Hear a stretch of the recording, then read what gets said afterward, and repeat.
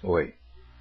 vamos começar a narração do processo de construção que já iniciou com a apresentação de algo muito importante de ser feito, que são as valas, além da colocação dos pilares de eucalipto, para poder implantar o sistema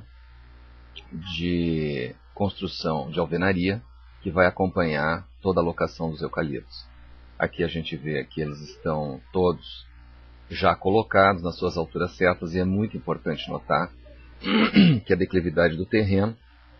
aqui no modelo acompanha o local. A gente pode ver exatamente os pilares que são altos, que depois vão fazer a altura certa da verga, e os pilares centrais que vão apoiar essencialmente o piso. Então, nessa volta geral, a gente pode ver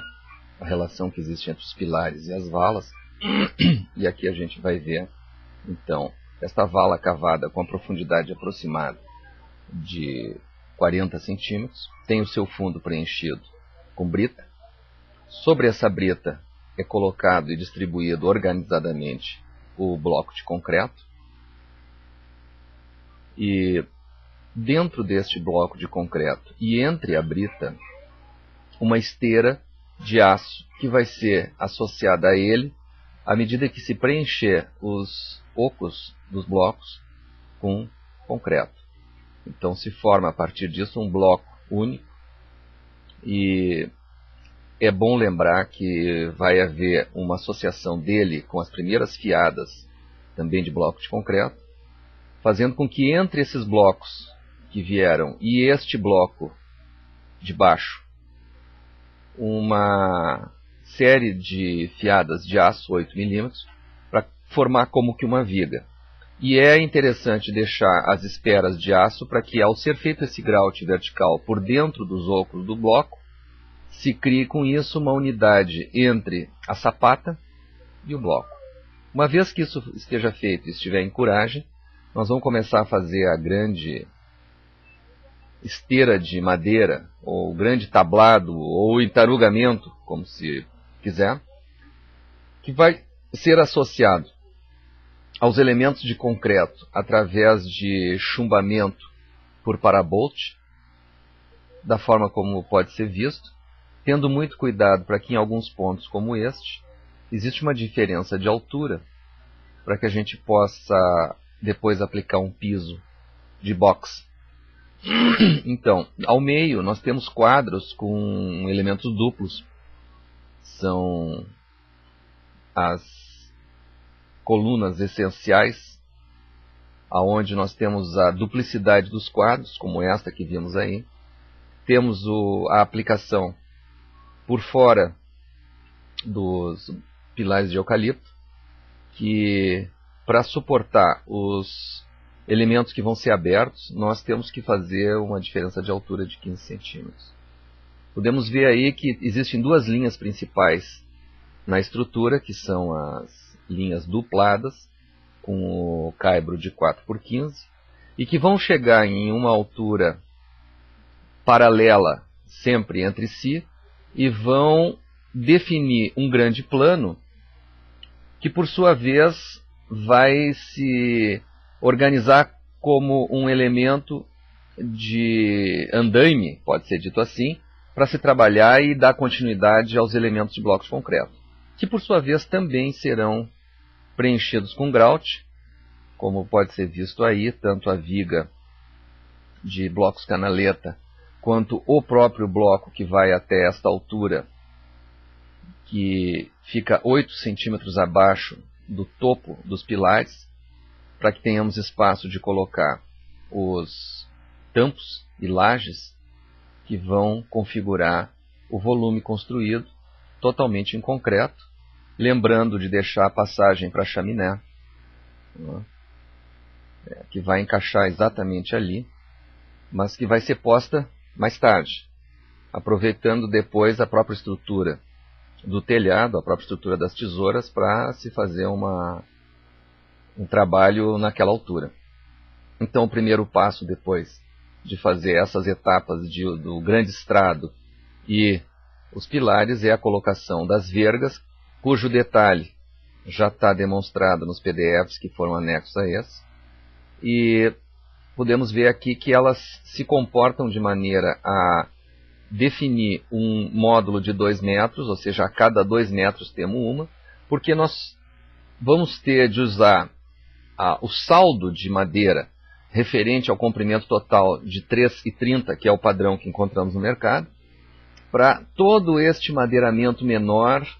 que vai formar a alma dessas vigas e vai formar os banzos verticais, né? E que deverá ser bem reservado até o momento em que se começa a instalação das tesouras. As tesouras também foram detalhadas em anexo,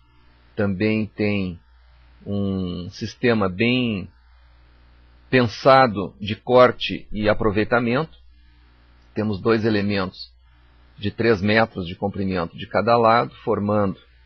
uma tesoura duplada sobre uma mesa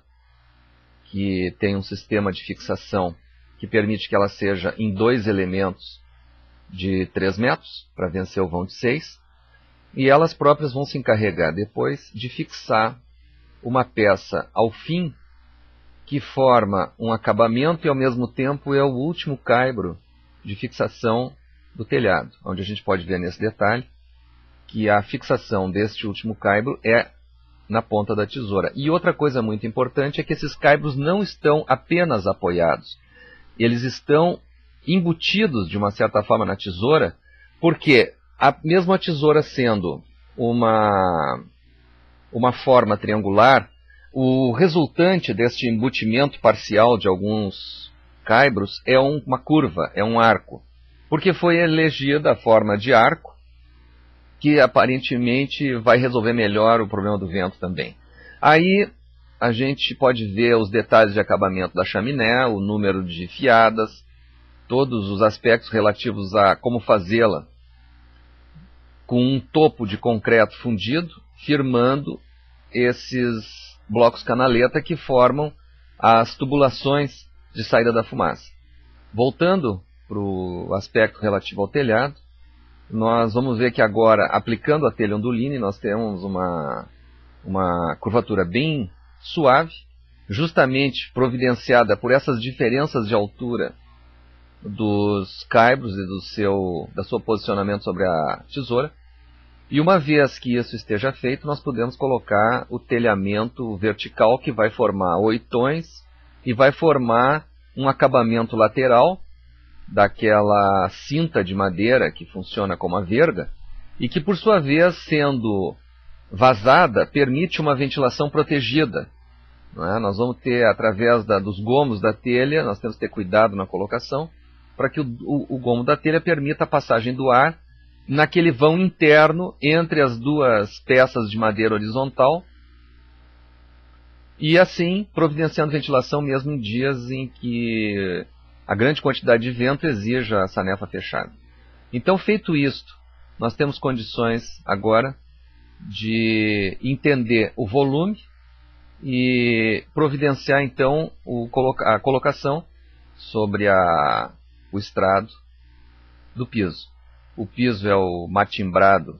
bitola 2,5 por 7,5 ou 1 por 3 polegadas, que vai ser colocado na posição vista ali,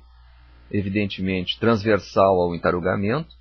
mas que deverá começar nesta ponta para que dê o máximo aproveitamento de 13,30. E todo o posicionamento dos caibros ele foi calculado, e a maneira como ele está aí, para que feche o módulo com a junta. E aqui a gente pode ver aquela diferença de altura dos caibros, que vai formar o box, que mais tarde vai ser impermeabilizado. Aqui nós vemos o posicionamento das soleiras, que é o último elemento do piso, mas que tem uma aresta bolhada para poder fechar o elemento sem machucar.